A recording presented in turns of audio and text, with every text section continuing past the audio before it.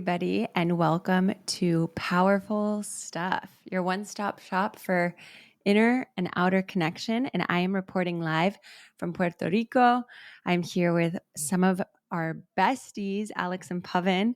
We have the honor of spending an amazing weekend with them a month before their wedding. So one of the final throes of them being fiancés.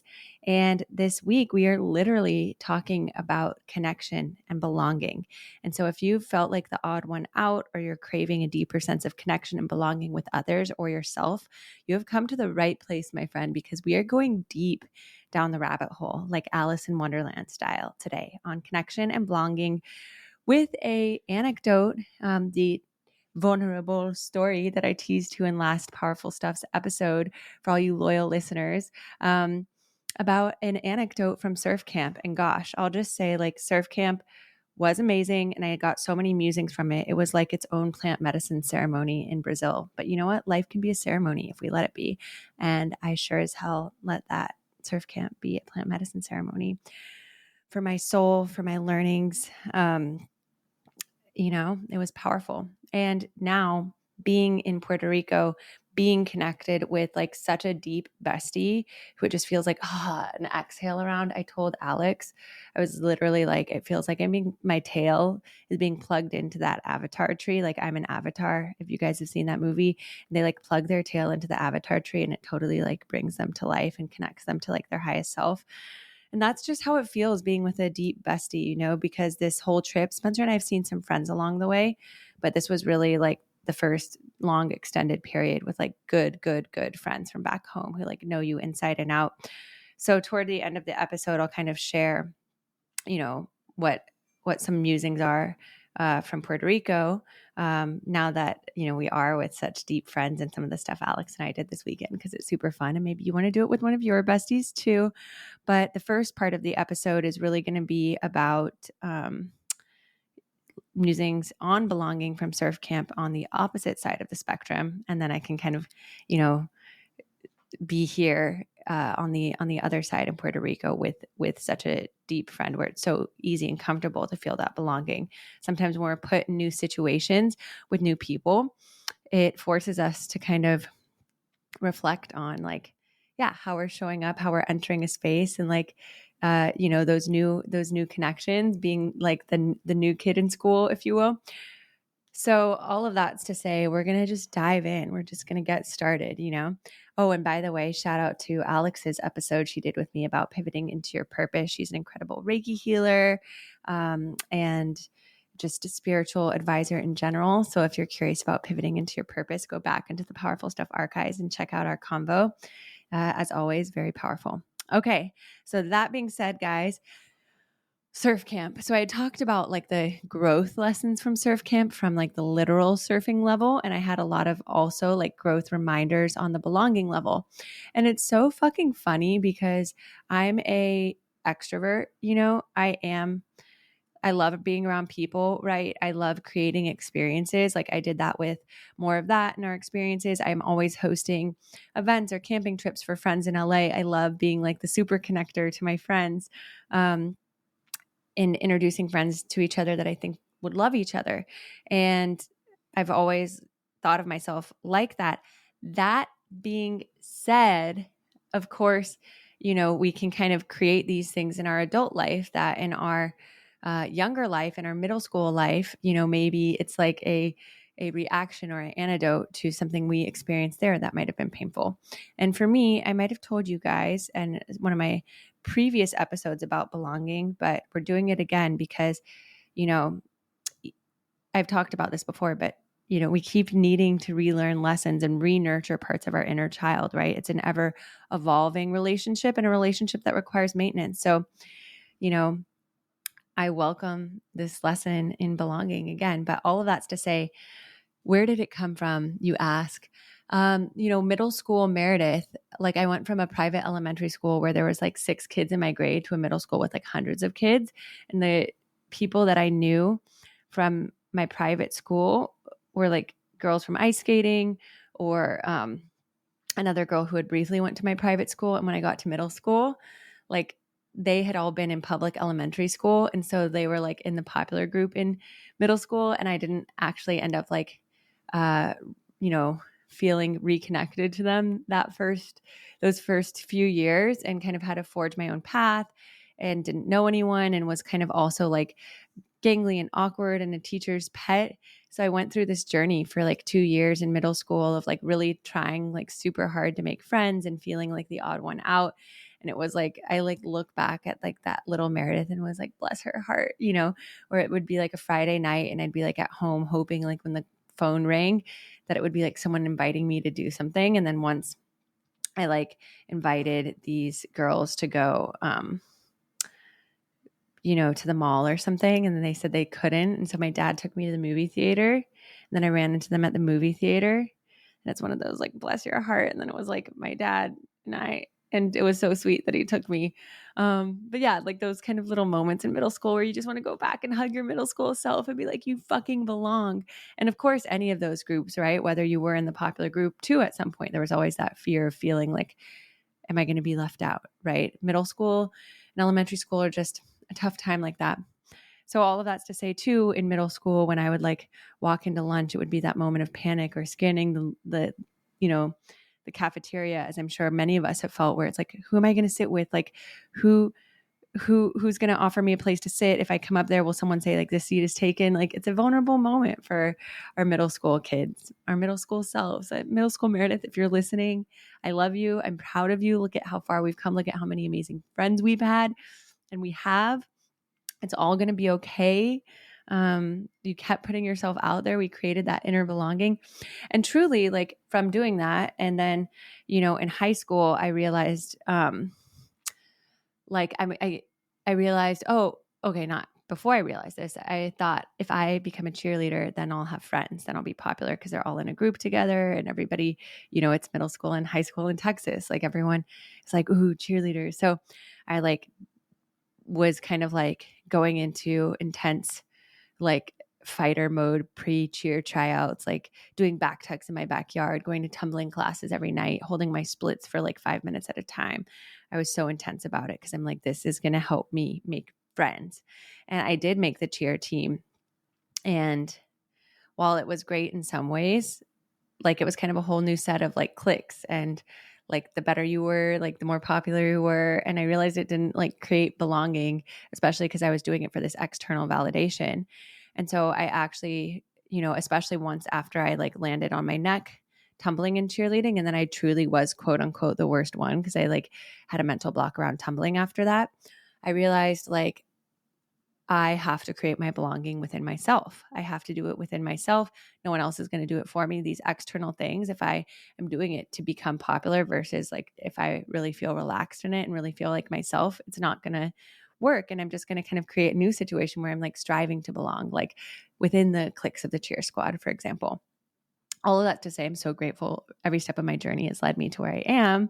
So what then ended up happening was, because I had, landed on my head and was the worst one, I was like, I'm going to just start like doing something else that I love. What do I love? At the time I loved reading the newspaper. And then I like realized I had these thoughts of like the teen perspective on different things going on in the city and the state and the country.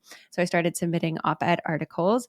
And they started publishing my op-ed articles. And it was such this rush to see a byline of like, oh my gosh, like something that I love. I put it out there and my voice is being heard and people want to hear my voice. And I was like, if I can do this for print journalism, I can do this for, video journalism. And so then I reached out to the Houston CBS, Great Day Houston, their talk show. And I was like, hi, I would love to be a teen reporter for you and cover the teen issues. And they let me do it. And then I became friends with like all the producers who were like 20 years older than me. And I got to leave school early and I would drive to the Houston CBS and I would be doing all of these things with these producers and like the people at the newspaper. And I worked for a city councilwoman and I really felt belonging in like the doing what I loved and the sharing the stories and being my authentic self. And by really doing that and radiating that, I then of course then ended up finding a smaller but tighter group of friends in school. And that was okay with me because I was so satisfied that I wasn't trying to be in the popular clique anymore. And lo and behold, it was following my truth and cultivating the belonging within myself and finding mentors that were mentors for me throughout college and beyond, from like the Houston CBS, shout out Kim, shout out Whitney, that ended up getting me into Harvard because I submitted a supplemental packet with my Harvard application of all these articles that I had, written for the Houston Chronicle and videos that I had recorded on live TV for the Houston CBS. So that was super powerful. All of that's to say, you're like, how does this relate to belonging at surf camp? I'm just giving you guys like the deep context, right? Like, what do they call it? The deep cut, if you will. And so that was like my first deep lesson in belonging. And then since then in college, like, I would travel to different countries and I would live with a host family and I would like make friends with the people in the local town or village and really like focus on learning their story and their way of life. And I loved feeling in the flow of a place like this. This was my preferred way to travel. Like I'd spend deep time in Rio and get to know like my guitar teacher there, the people who I was interviewing in the different, communities. And similarly, like with my host family in Namibia, I still like get messages from them and keep in touch with them on Facebook sometimes. And I realized this last trip, as I might have said, which is so amazing with my husband, Spencer, being in Peru and Bolivia and Brazil, and we're so grateful to be able to work remote. And we have met some great people. We've kind of been bopping around and I haven't had that same, I guess, foresight of planning. It's like I knew that I wanted to do this trip, but it kind of snuck up on me. We haven't had that deep foresight to like carve out longer chunks of time in a certain place on this trip. And like, that's okay. And I realized like community and connection is like one of my most prioritized values. Like I really thrive on it. It really fills me up, of course, with like a healthy balance of some alone time and some reflection time, but it really fills me up. And where for Spencer, like some of his values are just like getting to see everything. Right. And connection and community is nice, but it's not like one of his main values.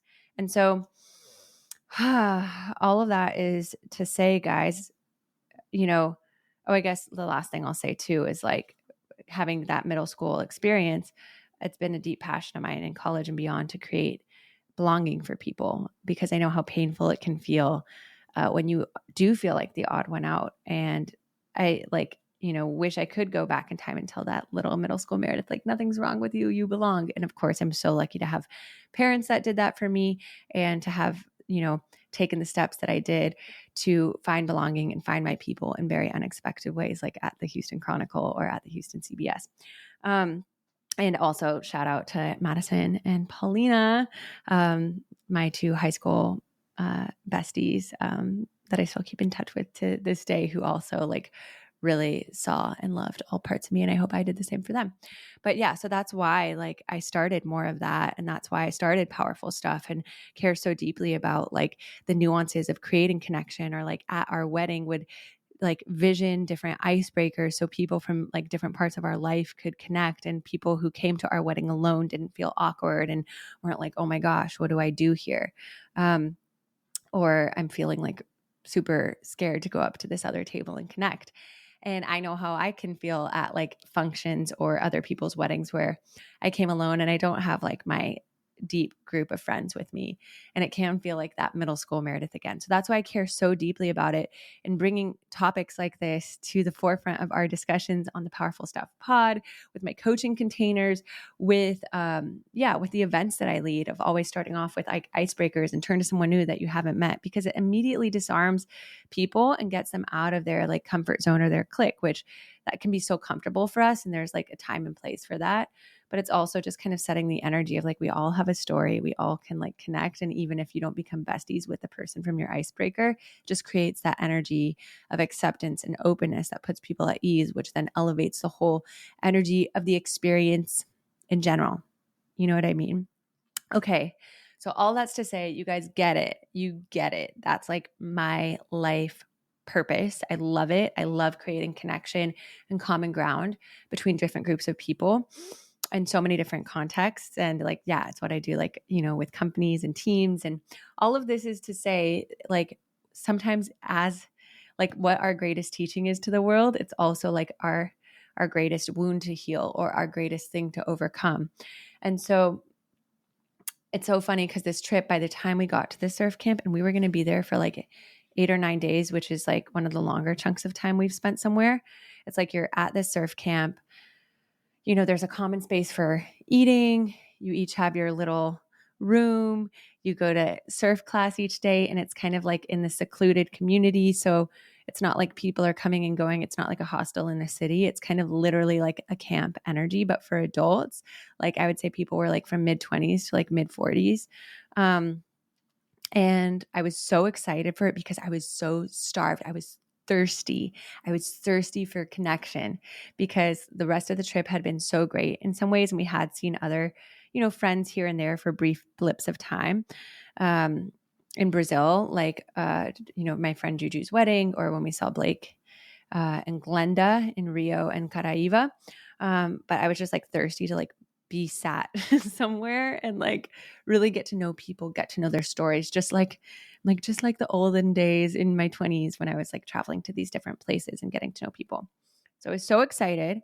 And I get to the surf camp and like I like the people greet us who work there, and it's super nice. And then we kind of have like a weird moment of like an unexpected cost that we thought was like already included in the price. And so I was like just like a little thrown off by that. I also like was super tired because we took an overnight bus there. We hadn't slept, and it was also like right at the start of the LA fires. So like half of my heart was with my community in Los Angeles and like checking in on my friends, thinking about them, feeling the weight of that in a city that I call home.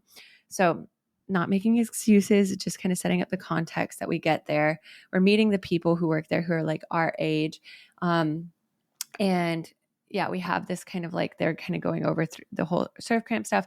I was like a little thrown off by this price that I thought was included. And then, yeah, so then I felt like it kind of like set off a somewhat like weird energy. And maybe I also was like just like tired and not my usual, like I think part of it was that I didn't feel like my usual fully expressed Meredith, you know, but we are all human. And sometimes we can't be that like most radiant, like energized version of ourselves. And so when, you know, that happened, and then I'm also like vegan and celiac, and celiac since 13, meaning I can't have like wheat, and like, you know, I can't just like even dust off crumbs of something that has wheat. Like otherwise it'll really upset my stomach in various ways. And yeah. And so I like told the kitchen that, but I have this thing like, and this is my own little trigger or pattern because I was diagnosed celiac super young, like 13. And so I always have this thing where I'm used to kind of fending for myself with food and needing to like make sure I get enough food or protect the food that I do have, or like, you know, I'll be at like weddings or functions and like the vegan thing will be like a few fried vegetables. And I'll be like starving, or not like starving, but like pretty hungry the rest of the night, and similar like plane flights. And so it's just kind of like this thing that I feel like Spencer laughs and calls me food aggressive, but I'm like, I don't like that term. That does literally feel aggressive, but I think I've like felt like the need to like, you know, make sure that I'm getting enough food. And the surf camp has incredible food, and I overall felt very well fed, but I was like super hungry the first few days I got there. I think also because of the lack of sleep and everything. And I like felt awkward, like asking for seconds because I wasn't sure if that was like a thing. And I felt like, yeah, like I wanted to feel super grateful for it. And so then I like would ask, or like I was kind of getting to know people, but then I like, yeah, was also feeling like a little like my mind was like, oh, I hope I can get seconds, or will it be okay if I ask for like an extra protein thing? And I felt like a little uncomfortable doing it because like, yeah, the manager was our age and she was also kind of like besties with some of the other people at the surf camp. And I felt like, am I being difficult? Like my internal message was like, oh my gosh, I'm being difficult. I feel bad doing this. I feel super awkward. And I felt like squirmy, like definitely not in my queen energy, being like, you know, Oliver Twist, like, please, sir, can I have some more? And they did give me seconds. And like, again, the food there was amazing. I think it's just like the nature of like, it's a place, it's not a buffet. And you kind of take the plate that's given to you and make the most of it. And some days I did feel full, but like the first few days I was just super hungry and I like asked for seconds and like, at breakfast, I was like, can I have another one of these tapioca things? And they're like, that'll be extra. And then I was like, never mind. Like, and I just felt bad because I was also feeling like whenever I'd ask, I'd be like interrupting like a friend conversation that they were having. And these were all the stories going on in my head. And so I felt like that coupled with like, it felt like I was entering into like this place where everyone was already like kind of good friends, even though people were coming the day after we came, or, it was the nature of the surf camp. People would come and go on different days. But the story I was telling myself was like the people who were there for like longer were also friends with the people who worked at the surf camp. And I felt like they saw me being quote unquote difficult with my food. And then I felt bad for being difficult with my food, that I felt like they like were like distancing themselves from me, you know what I mean? Of like, and then I felt internally like, oh my God, this isn't who I am. Like if they could see like the Meredith from LA, they just see how fun I am. But then I was also not lingering after meals either. I was like going to like message or check on my friends from LA, or I was like, organizing or recording some powerful stuff episodes for like recalibration and calming of our nervous system for like, resources for friends and clients and people in Los Angeles during the fires. And so it was like this weird, like vicious cycle the first few days of, wanting to connect, but then feeling like I made a weird impression out of the gate because of, stuff going on back home because of my dietary stuff, and feeling like everyone was already like good friends. And then I felt because I was like thinking about those things at lunch or dinner, I wasn't like, um, generating the conversation with people.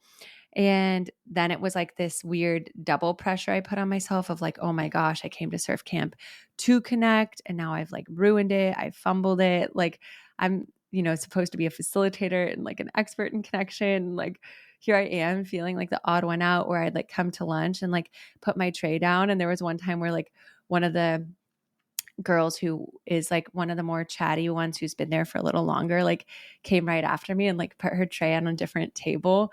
And I was like, oh, like I feel like she has the wrong impression of me because I was like weird and difficult and asking the manager for like extra seconds like the first few days. And it was just like this, I remember that day, maybe it was like halfway through, being like this turning point of like, this like I feel this like not belonging, and I could feel my eyes like looking at like quote unquote the popular table or whatever I like deemed that in my head. If anyone from the surf camp is listening, I just want you guys to know that I think you all are so sweet and amazing. This is like literally like middle school Meredith stories that I'm using to illustrate a point around myself for my own belonging. And it's like also, who knows why people put their trays on other tables, or they have like friends that they want to have a deep one-on-one drop in with, who knows. So all of that's to say, I kind of use that halfway point of like, okay, Meredith, let's not throw the baby out with the bathwater. And then why would we do that anyway? Some of these expressions I've talked about this before, so crazy. But yeah, let's not do it. Let's not throw that baby out with the bathwater. So I was like, okay, let's take radical ownership.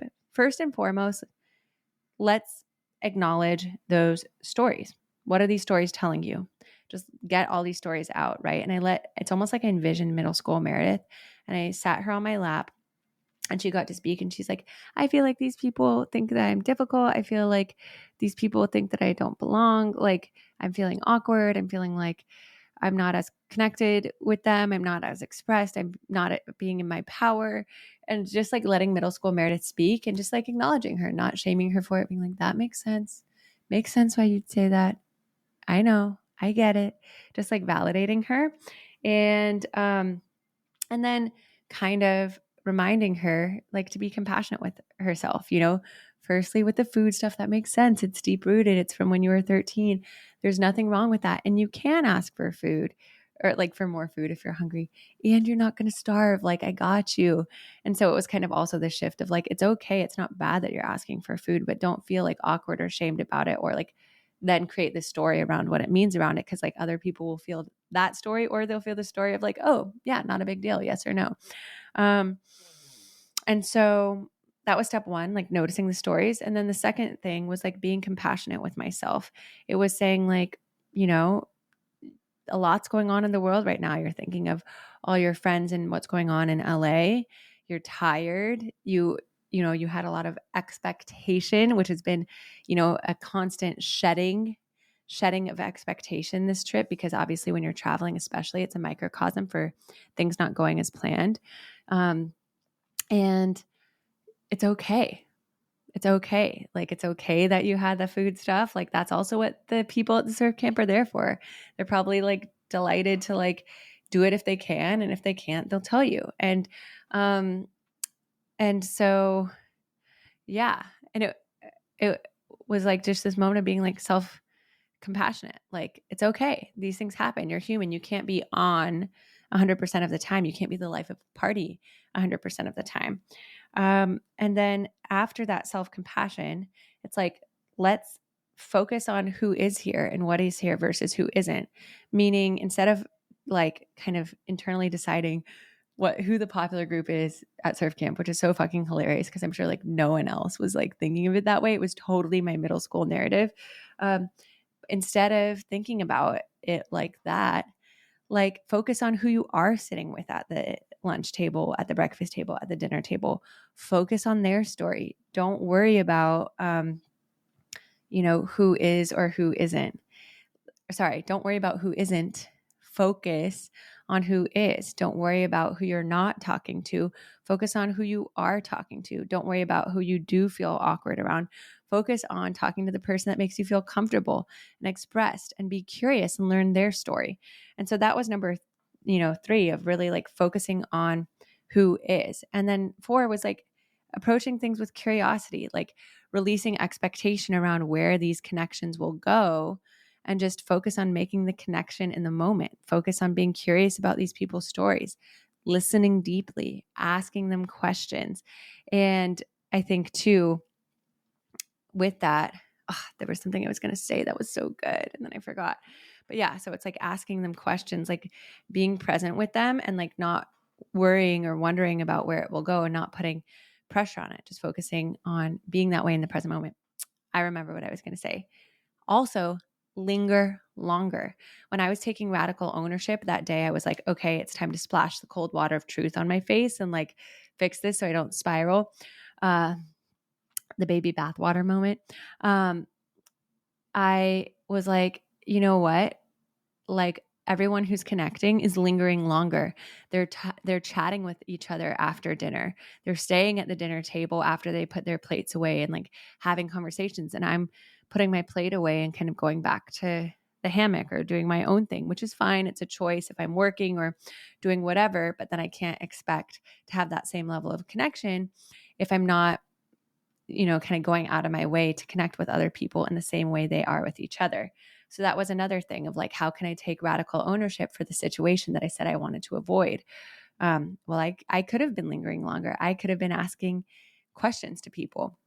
And so those were my learnings. And when I started doing that, lo and behold, when I started focusing on who is, I ended up having a few really great conversations with people that I ended up we ended up following each other on Instagram, sharing some laughs.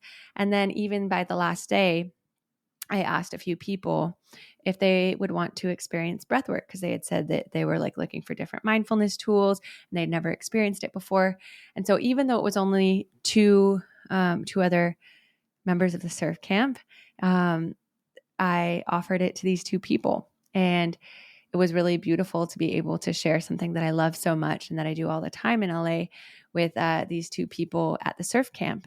And it just felt like a really beautiful like energy exchange. And it was a reminder of, focusing on who is, not focusing on like, how many people are coming to the breath work or whatever, but really being present with the people that were there, choosing to linger longer after meals on those final days, and like ask people curious questions.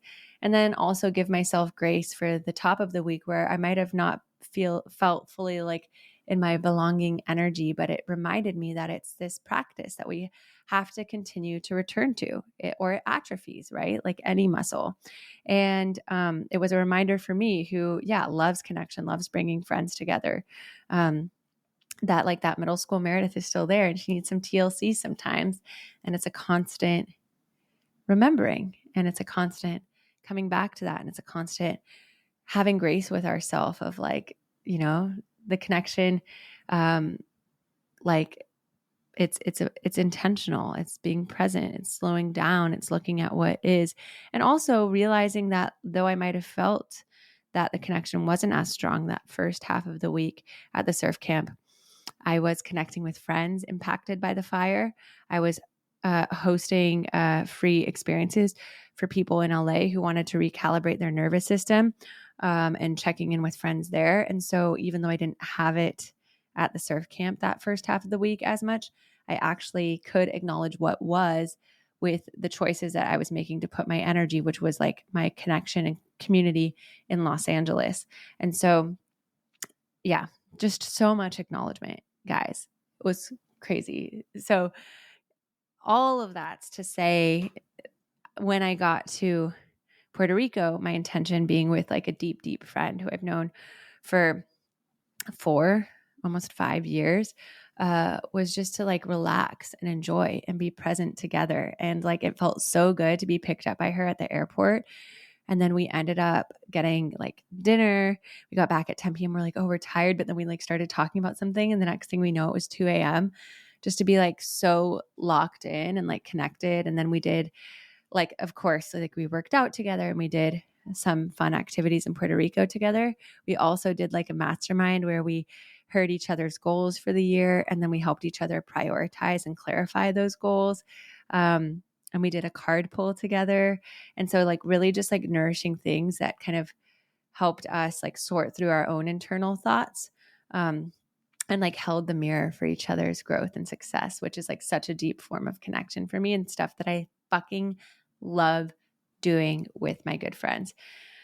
So all of that's to say, and then it just so reminded me like how lit up and alive I feel when I feel connected to others, whether I'm going to a new place and spending enough time to have a little bit deeper of connections with people, or whether I'm coordinating with friends to be able to share in an experience with them. I just realized that it just like, it nourishes me. It's like my morning cup of coffee, but for the soul, and that I really want to prioritize it more. And this trip was a reminder that although it was amazing, overall, like that I wanted to create more situations where I can really like connect with and learn from and with people versus like bopping around. And of course there's a time and place for a little bop, but just that for me personally, that's like one of my deepest values.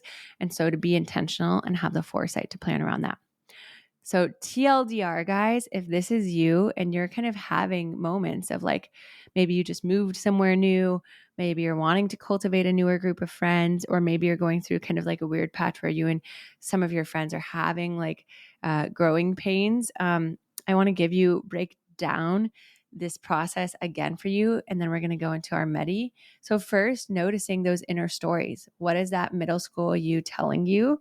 Or, what did you go through earlier in life where you felt that fear of not belonging, or you felt like you didn't belong? Let your middle school or elementary school or high school self speak. Maybe it's maybe it's not your inner child. Maybe it's your high school or college self. It shows up in various ways in different parts of our life. Letting them speak, maybe even writing them a letter, being like, I get it. I get it. It's painful. And like, I love you, even when you feel like a fish out of water. Just acknowledging their stories. Step 1. Then step 2, notice where you have been focusing on what isn't here. Maybe it's like you're focusing on the people you do want to impress, or the people that you think are so cool and you want to like be in their inner circle.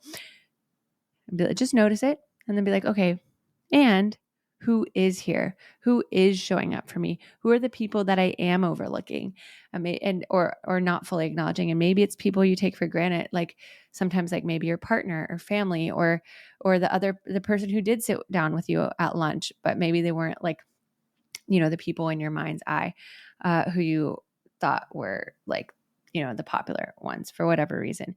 And all of that's to say, like, I know, again, like at the surf camp, like these weren't necessarily the popular people. It was just this like whole like middle school narrative that was created in my mind. And everyone at the surf camp was actually friendly to me. It was just like my own triggers that were brought up. So I just like to say that again, because I know I'm using this as an anecdotal story. So, okay, all of that's to say, number one, notice your stories. Number two, focus on who is there and double down on them. And maybe even if they're not there with you physically, right? Send that friend a text who really makes you feel seen, or call that friend who really makes you feel seen, who's really been there for you. Let them know how much you love them. And then four is like curiosity and releasing expectation, and being curious about other people's life, releasing expectation of needing to fit in with a certain group or get close to a certain person, but just being curious with the people who are there, asking them stories, learning, listening, just being like, I'm going to just go deep into learning someone's story. I'm going to linger longer. I'm going to linger here and give space for magic to unfold and be like, what do I have to learn from this person? And then after that, I would say like the fifth and most important step is creating belonging within yourself. Because when we can create belonging within ourselves, I can't actually believe I didn't talk about this sooner. Saving the most powerful point for 3/4 of the way through the pod, guys. But you need to first create belonging in yourself before you can feel belonging with others. Because when you feel grounded and connected to yourself, that gives you such a deep peace that then radiates out to other people, and they want to be around it because it then calms their nervous system or makes them feel, wow, this person is so expressive and comfortable in their self and like so unapologetically them, that makes me want to be around them because that's refreshing. So you can cultivate belonging in yourself through first listening to yourself, right? Listening to those stories, asking your middle school or inner child or high school self what they need, and then doing those things with yourself that light you up, and kind of giving that inner version of you so much dedicated attention that it's like, it's you and me. And even if no one else shows up, we're going to have the best time ever. And that's what inner belonging is. Or, even if it's you and me, you can fully cry or express your emotions with me and I'm not going anywhere. That's what inner belonging is. And then when you have that sense of self-conviction around your belonging with yourself, then you can take it out to these others with the curiosity, with the lingering longer, with the no expectation. And that also helps make no expectation so much easier, because you're like, I don't need to be like besties with these people. It'd be so fun to learn their story, but I'll be okay either way, right? Like if they need to do them or they're not resonating with me, I'm not going to take it personally because I feel good with me. Wow. We really got there, guys. And so during the middle of the surf camp, that's also kind of what I did, right? I not only started lingering longer, focusing on the people who were there and asking them stuff, but I like took myself through a breath work. I wrote a letter to like little Meredith, and I also wrote like a poem about alchemizing my, expectation around belonging.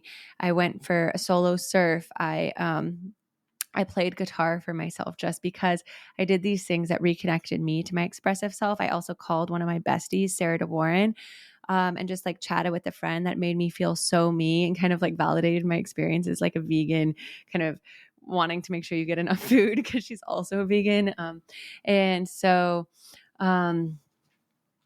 yeah, I did all these things to cultivate inner belonging. And then it made those lunchtime or dinner moments chatting with other people feel so much more connected.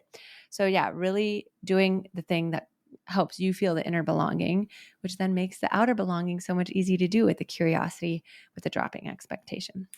Okay, guys, we got there. We fucking got there. So now that you know all my deepest and darkest secrets around my belonging journey, I guess they're not really dark secrets and they're not really secrets, but the deep rabbit hole version of Little Mare. And I'm sure you have yours too. And I want to hear it because we all deserve to belong. We'll go into our meditation. So go ahead and find a comfortable seat.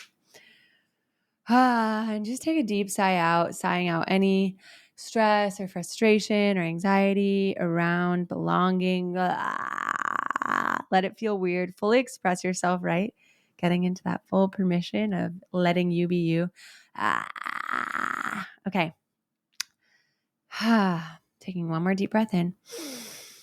Exhale, closing your eyes. letting your shoulders drop, your jaws relax. Feeling your hips in your chair. Taking nice, slow, deep breaths. And starting to imagine this recent scene where you don't feel belonging. Letting it play out without, changing anything. Letting yourself fully feel that discomfort of feeling awkward or feeling like the odd one out. Maybe it's with one person, maybe it's with a group of people. Maybe it's with an online community. But just giving full permission for that awkwardness to be present or that discomfort. And just breathe with it, not resisting it, letting it out. Noticing how it affects you when you allow yourself to believe these stories around belonging. Knowing how it affects the other people in the scene or the energy you might be emitting to them. Noticing how that boomerangs back to you, maybe making you feel more closed off.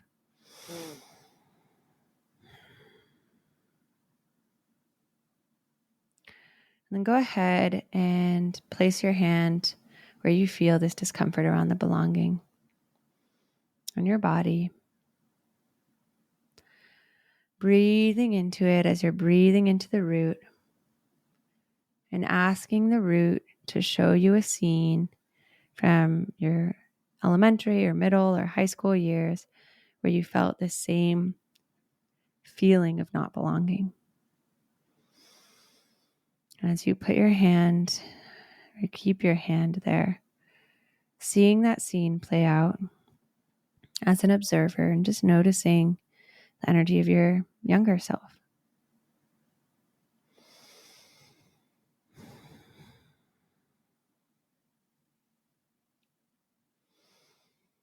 And then as you see the scene play out, coming up to your younger self and asking them how they feel. Letting them know that no emotion is off limits. Letting them just fully express that inner story of how they feel, what their fear is in this moment.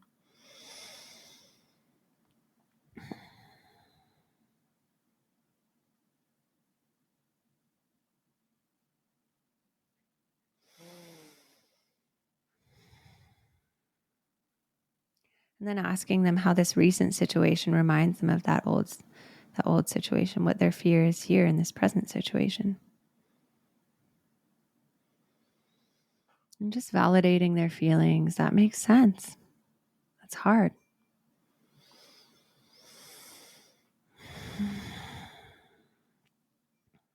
And then putting your hands on their shoulders, looking into their eyes. And asking them, what do they need from you to trust you that they do belong in this situation? What do they need from you? What do they need to show you? What do they need to know? What do they need you to show them?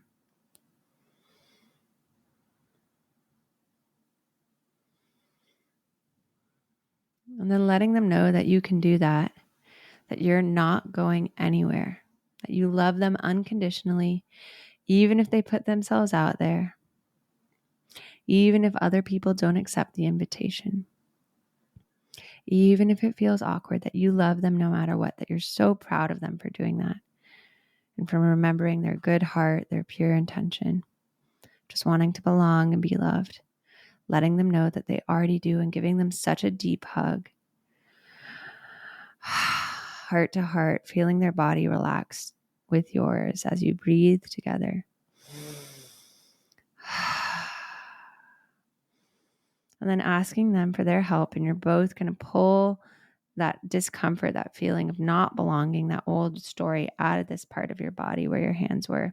Go ahead and almost like you're pulling a rope, pull out the story with your younger self and use your actual hands to pull the heaviness out of your body. And then once you feel like you've gotten all the heaviness out, hold it in your hands. And like we've done before in past meditations, keep your eyes closed, start to rub your hands together until you can feel the heat in your hands, like you're alchemizing this old heavy story into fuel, into an elixir, reminding you of your power, reminding you of your heart, reminding you of your inner belonging. And then opening up your hands and in your mind's eye, noticing this beautiful new energy or essence that's been created, representing your true connected self. And then bringing your hands to your heart, breathing this into your heart, feeling your whole body soften, breathing in this elixir, reminding you, connecting you to the seed of yourself, feeling it connect to your navel, like your navel, the seed of yourself, your Manipura chakra is shining out in all directions, reminding you of the most true you that ever was. And from this place, lifting your spine with a slight smile on your lips, feeling in your power, go ahead and replay that scene with these other people. But this time from that place of knowing that you've got you, knowing that you already belong and that you already have so much fun or so much depth if they don't join, but it'd be fun if they did. But you'll be okay either way. Just noticing how that you enters into the scene. Just noticing the shift in the entire energy of the scene from this unshakable place. Noticing how open you feel and that you is going to be okay no matter what.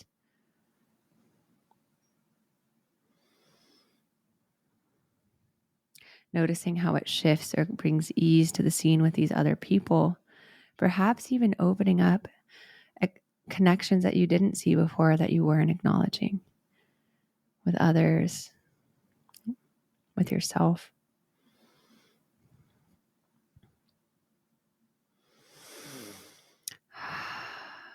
Breathe into that softness, noticing how it feels to be that you who knows they belong, who feels so good in their belonging. How are they interacting with people? How are they asking questions? How are they listening? How are they adding joy to the energy of the room just by being there?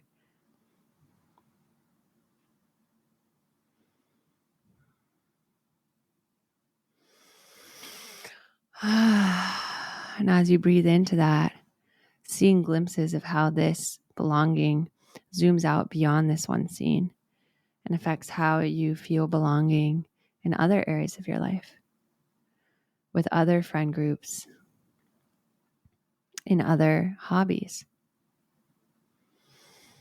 in your professional life, with who you're connecting with professionally, and the swings you take to tap into new communities.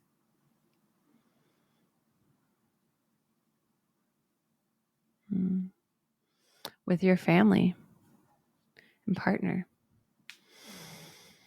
How it just unlocks more ease and happiness. And then breathing into that, letting that lift you, reaching your hands up, breathing all of that energy to the tips of your hands. And then bring your hands to prayer. Exhale, bringing it down center line through heart center. One more time, breathing in, reaching up. Exhale, hands to heart center. Opening your eyes, coming back into this space. Wow. That was powerful, guys. I really felt that. I hope you feel connected to yourself and know that you belong. And the more you take time to reconnect to you, the more other people will sense that centeredness and feel connected to you as well. I'm so freaking proud of you. And thank you for coming on this journey with me. As always, it's very cathartic and helpful to talk through it with you guys. And it's a good reminder, like I said, even as an extrovert, even as someone whose whole career, right, is centered around helping people find inner and outer connection, both with my coaching clients and also with my experience company and with this podcast. I have it's important to have the humility and to have the awareness. It's a journey of remembering, and it's a journey, we can't just assume our inner child's all set. And it's not to get annoyed when these old stories come up, but it's about to let them express and then remind ourselves that we've got us and we do belong. So step one, notice the inner stories. Just notice what they're telling you. Be compassionate and graceful with them. Know that you're a human. And even with these inner stories, we can't always 100% show up as our best self, right? Life happens and that's okay. So having that self-compassion, having that grace. Step 2, focus on who is here. Who are the people who are making me feel good, who are making my nervous system feel relaxed? How can I double down, show gratitude to them, learn their stories with curiosity? Step 3 is like I would say cultivating that inner belonging, which you're kind of already doing in step 1 and 2, right? But what are some things that I can do for me that make me feel good or connected or expressed? Is it like, for me, it was like playing guitar, doing breath work, calling a friend that I knew would make me really feel connected to myself. So what are those things for you? And then step 4 is having the curiosity of learning people's stories, lingering longer, releasing expectation on how the connection forms, how long it takes for the connection to form, not forcing it, loosening that grip. Okay. So step 1, notice your inner stories. Step 2, focus on what's here. Step 3, cultivate that self-belonging. And step 4, have the curiosity and release of that expectation around this. An important reminder is that, connection isn't about being perfect. It's not about fitting in. It's just about being present with yourself and like noticing, creating that self-belonging first and being present with others.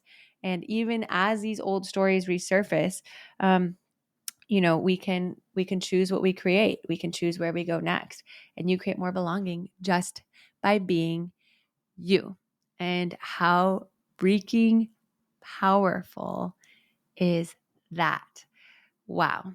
And yeah, like I said, I just feel so grateful myself for the, musings at the surf camp, for the beautiful space there to kind of reflect and go on this inner journey in my own head and the outer world, and for the people I did really get to connect with there, and for the people who were nice, who, were a mirror and helped me like process these stories. And I'm grateful for my friend Alex here, who's just giving me that deep friend belonging that I was so deeply wanting this trip and feeling so nourished and grateful for that. So yeah, always returning to gratitude is a winning formula as well. And feeling connected to my husband, Spencer, right? Him being my ear to like listen to all my stuff and the shoulder to lean on as I'm processing these things. Meanwhile, he's like chilling and like, yeah, I like the surf camp, like just like so simple. And like, meanwhile, I'm like having all these rabbit hole musings. God bless our husbands, yeah, it's powerful. Okay, all of that's to say, guys, I hope you enjoyed this episode of Powerful Stuff. Send it to a friend or someone who's been having musings or wanting extra support around feeling belonging. And we keep, this podcast cranking out stuff for you every single week. So if you did, really get something out of it, if you can rate us, like us, review us on Spotify or Apple. That really helps us out. Share it with somebody you love. And I will see you next week for more powerful stuff.